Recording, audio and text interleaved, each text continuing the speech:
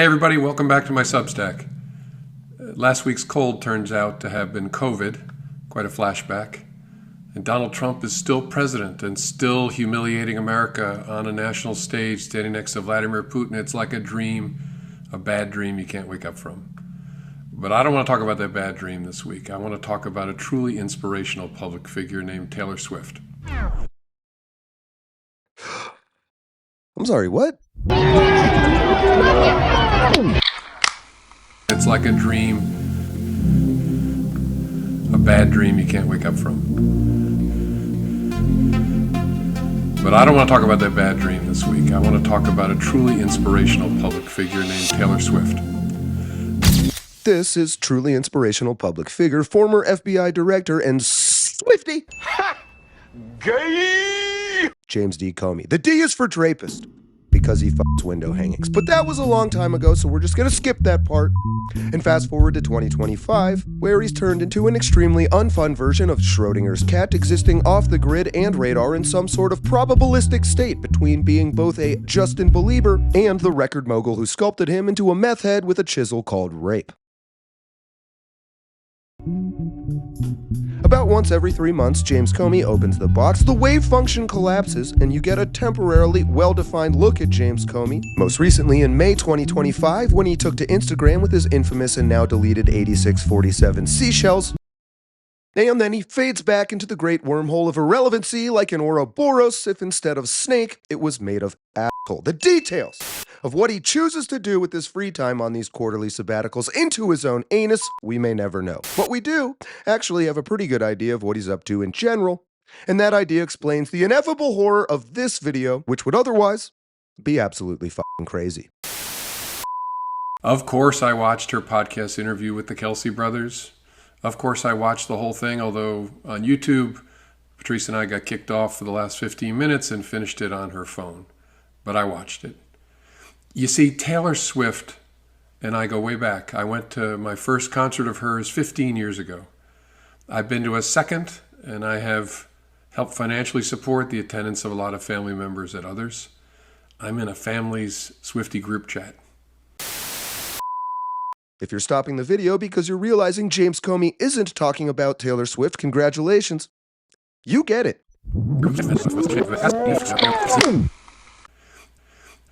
You see, Taylor Swift and I go way back. I went to my first concert of hers 15 years ago. Taylor Swift and I go way back. I went to my first concert of hers 15 years ago. 15 years ago coincides with Hillary Clinton becoming Secretary of State under Barack Obama, who would appoint Comey to FBI Director in 2013, just in time to oversee Hillary Clinton's email server fiasco, and Comey would hold that position through the 2016 election between Hillary Clinton and Donald Trump, exerting his influence until Trump's surprising victory, which led to his draping addiction and subsequent removal. Understand that since then, and especially when Trump has been in power, Comey and his co-conspirator friends, family if you will, have been under constant surveillance, and they know it. They also have all worked in espionage for longer than most of us have been alive and appear to have orchestrated one of the most complex and long-lasting illegal intelligence operations in human history against a sitting president who knew they were his enemies. It should then come as no surprise that such a family would have the wherewithal and know-how to communicate with one another using, say, coded language and, say, social media dead drops of critical information. This could be through the use of steganography, hiding information in image data and then posting random images, or by posting short videos with obvious doublespeak,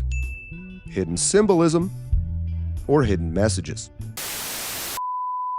I know all her music and I listen to it in my headphones when I cut the grass.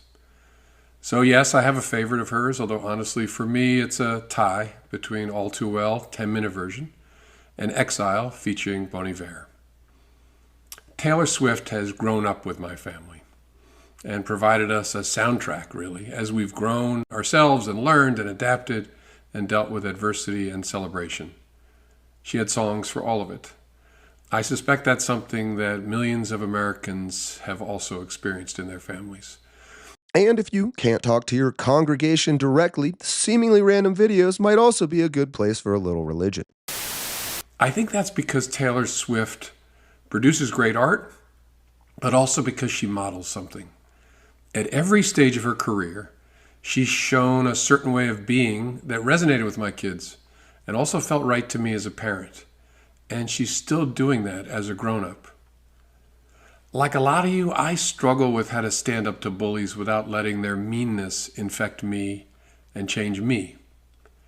You may have seen that the governor of California has been generating a lot of attention lately by posting on social media in a satirical way where he mocks Donald Trump and his all-caps megalomania and his absurdity. And I find it very funny, hilarious even sometimes.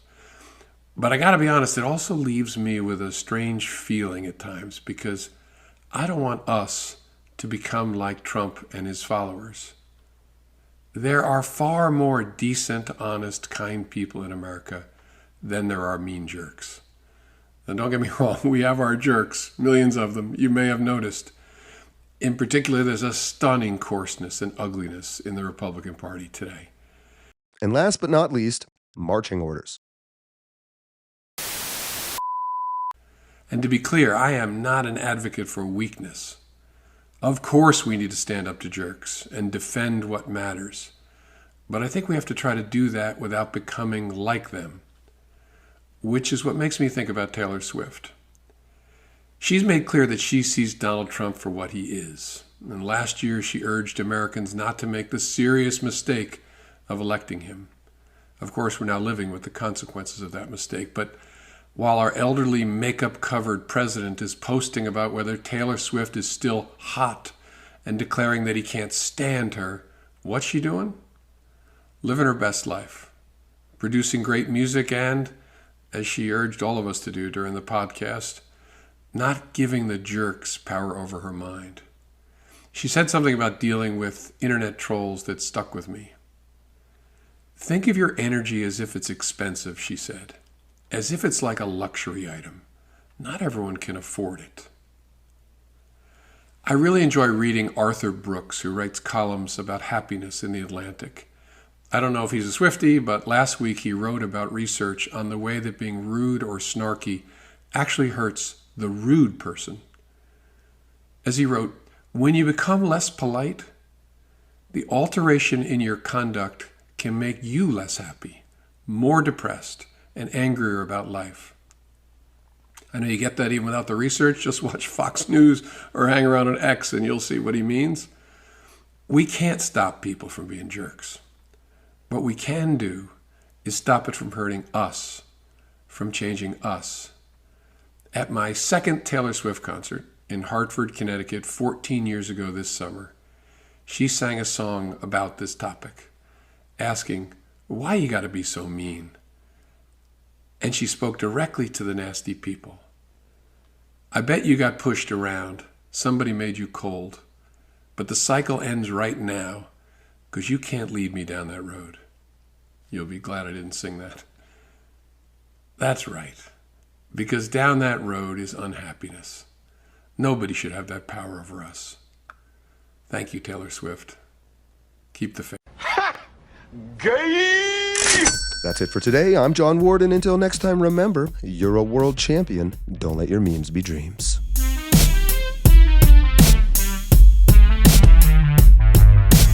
All of my sexual fantasies involve handcuffs. Holy fucking shit, this fucking timeline is lit.